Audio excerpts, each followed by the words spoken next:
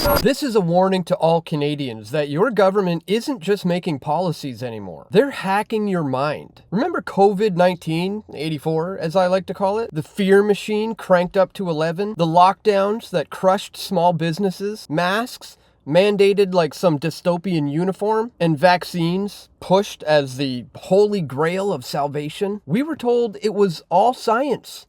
All for your own good. But what if I told you it wasn't just policy, but in fact, it was all a massive psychological operation, a psyop, a full spectrum assault on your mind and your choices, straight from the heart of the Canadian government. Guys, if you thought the COVID lockdowns, vaccine mandates, and digital tracking apps were the end of government overreach in Canada, just wait until you hear what Ottawa has been cooking up in the shadows. It's called the nudge theory, and it's straight out of a dystopian playbook. And this isn't some wild theory cooked up in a basement. It's all laid bare in a bombshell report from the Justice Centre for Constitutional Freedoms. Manufacturing consent, government behavioral engineering of Canadians inside the Government of Canada's covert effort to steer citizens' beliefs, emotions, and behaviors. They cracked open the files, the Access to Information Act requests, the hidden memos. And what did they find?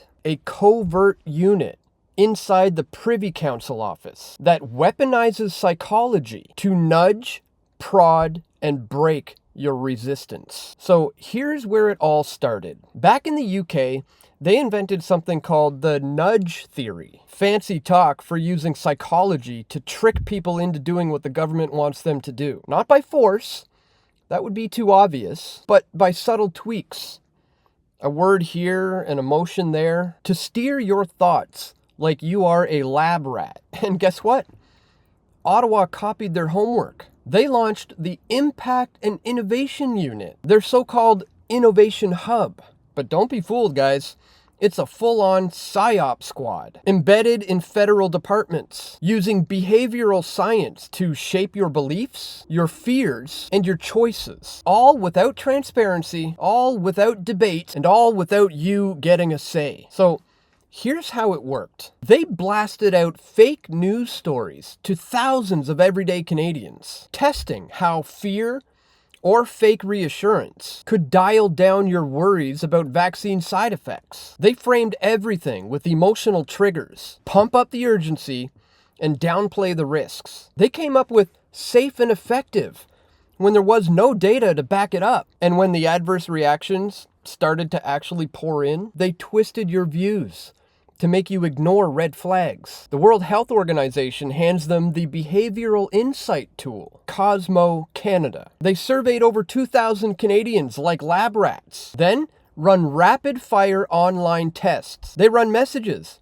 downplaying heart inflammation in young boys, myocarditis spiking after the second jab. Remember the kids dropping dead on soccer fields? They buried that under gist framing, or in other words, lie by omission. Call side effects general health worries instead of what they are, government roulette with your health. They'd say, it's just bad luck, not the shot. They'd use risk comparisons, like it's safer than driving to the cottage. And then they had something called the kitchen sink approach. Just throw everything at the wall. Gist framing, strip it all down to emotional gut punches. Mechanism framing, explain just enough science to soothe and not scare. And risk communication, compare it to lightning strikes or car crashes. Anything but the needle in your arm. Reassure, distract, and guilt trip. They tested it in May of 2021, right as reports piled up. FAC, the Public Health Agency of Canada, admitted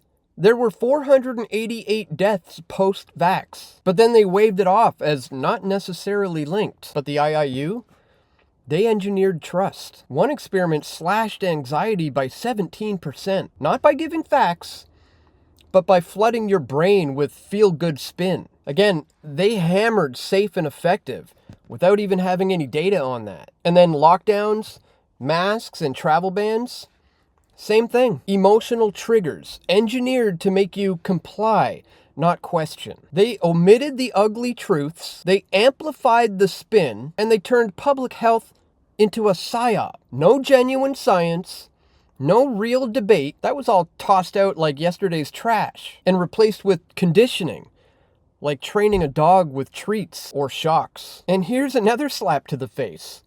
This isn't some rogue operation. It's taxpayer funded. Your dollars paying for unelected bureaucrats to run psychological operations on you and me. During the pandemic, they nudged us to surrender freedoms that we thought were ironclad. Lockdowns that crushed businesses. Mandates that divided families. All sold with a psychological smile. And it's not stopping at COVID, guys.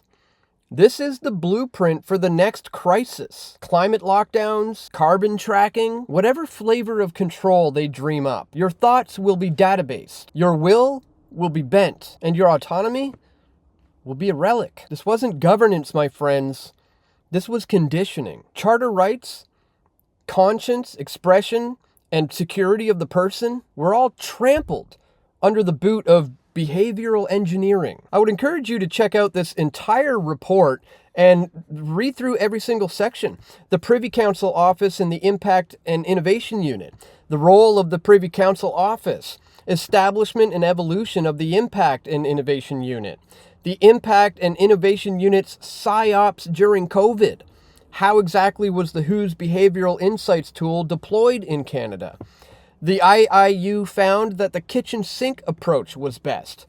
What government efforts was the PSYOPs unit called upon to augment? Behavioral science during COVID, how the IIU shaped public health compliance.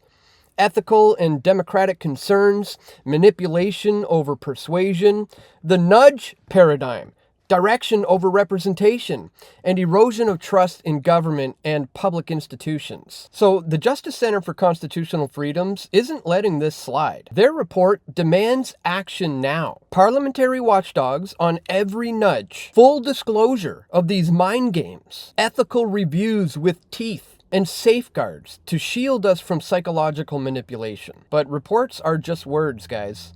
Real change? That's on us. So are you ready to unplug from the nudge, to fight for a reality where your mind is yours and yours alone? Let me know in the comments section below. Thanks for watching, guys.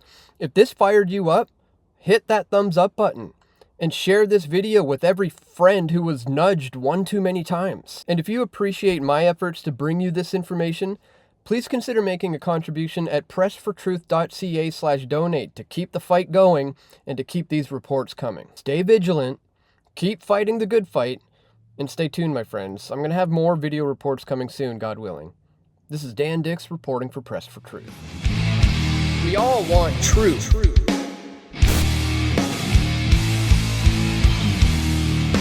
The truth will set you free.